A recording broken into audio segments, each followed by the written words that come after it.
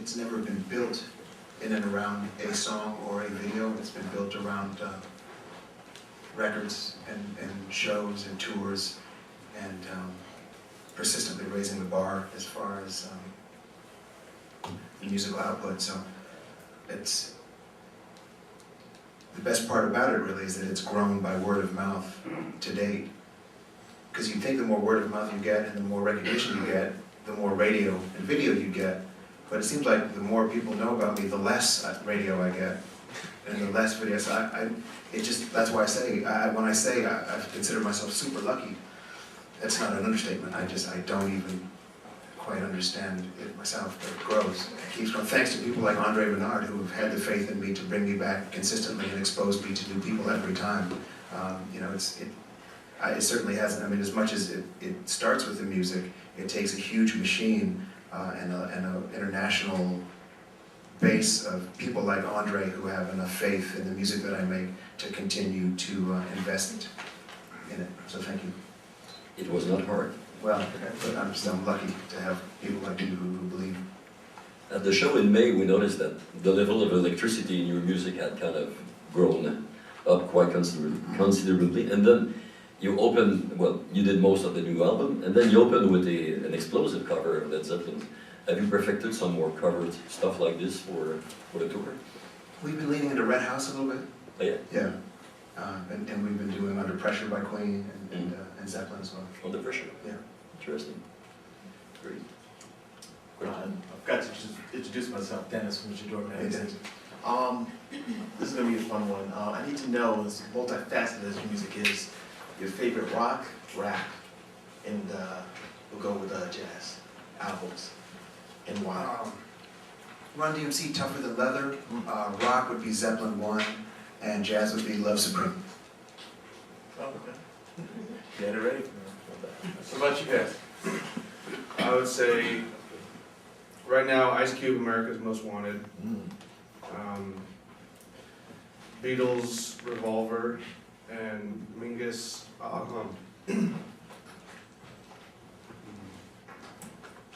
would probably go Zeppelin 1 also.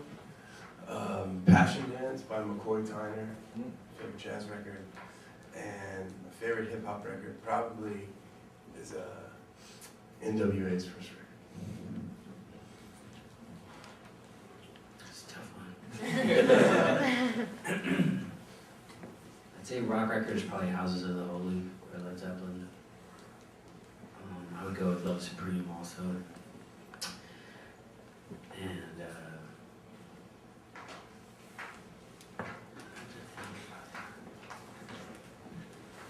I don't know, I'll get back to you. Jason mostly only listens to the music he makes himself. Which does not seem to include rap. You should hear his rap record, it's great. I'm making my own rap records. I'll have to say that. I've got another question for you. You've seen a lot of cities around the world. How would you compare the vibe in Montreal, the quality of the audience in Montreal compared to other places? Oh, it's world class. I mean, it's as the way we've been received in Montreal.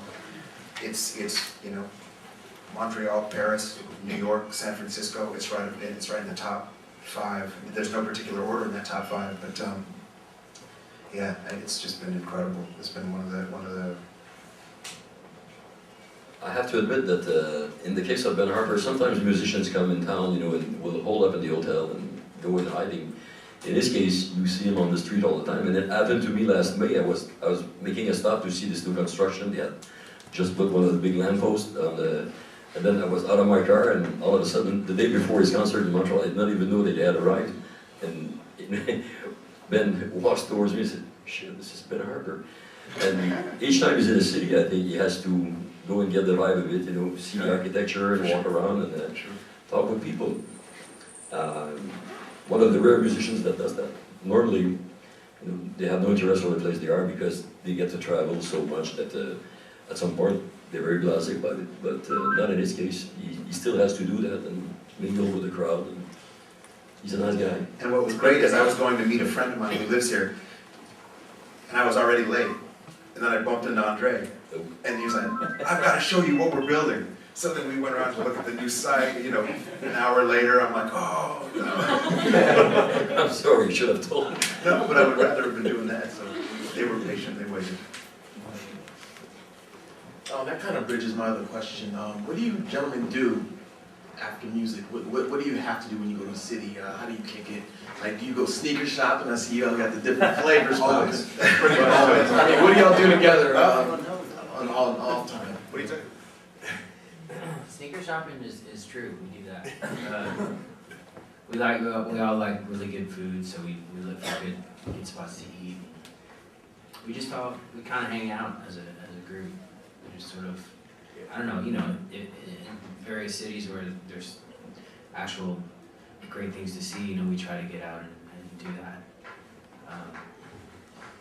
So, yeah, I mean, it just depends on where we are really, or what's motivating us at the time. We have to time it correctly with the jet lag and set up your schedule, because we'll be bouncing around a lot, so you kind of have to maintain and get on some kind of sleep schedule. But I think we kind of discovered that to really get the creative juices flowing, it's good to get out, stretch your legs, and see a city and try to see some of the people before you play in it, rather than, as Andre said, just hole up in a hotel.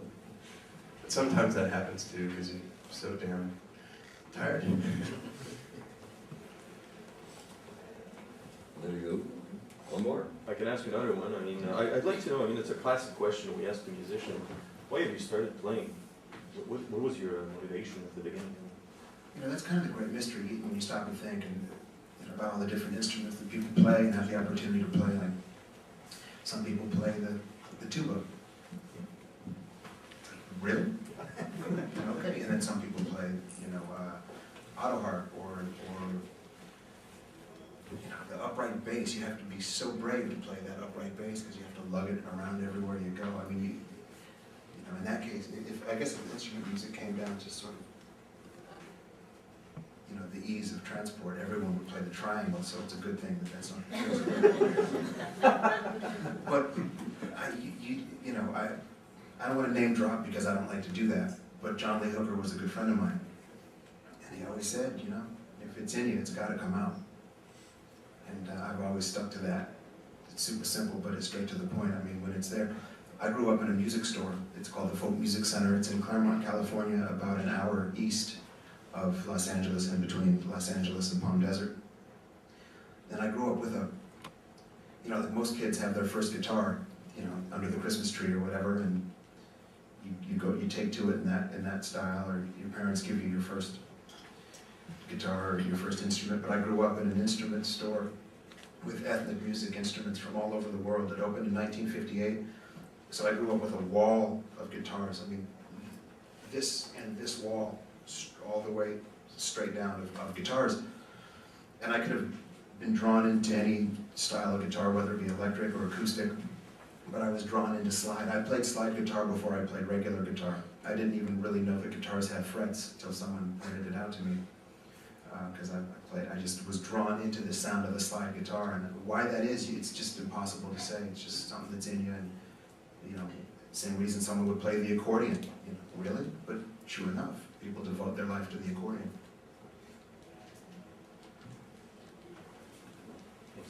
Last one. Ben, listening to the new Relentless 7 album sort of put me in mind of a lot of the, I guess, classic power trios of the 60s. Oh, The thanks. Cream, for Thank example. you. Could you talk a bit about how that kind of music impacted on your life? Yeah, it's had a huge impact, and more so the further I got along in my musical journey of loving music and listening to music. There was one flashpoint moment at Bonnaroo 2006. I got a call from John Paul Jones from Led Zeppelin, and he asked if I wanted to do a trio gig at the Bonnaroo Festival. It would be me, him, and Questlove. And it was truly at that moment I knew there was a sound out there that I was going to have to get to. And I'd already played with Relentless 7 before that. So not only was I trying to get back to getting in a room with these guys, but having that one particular moment was a signpost that led directly back to Relentless 7.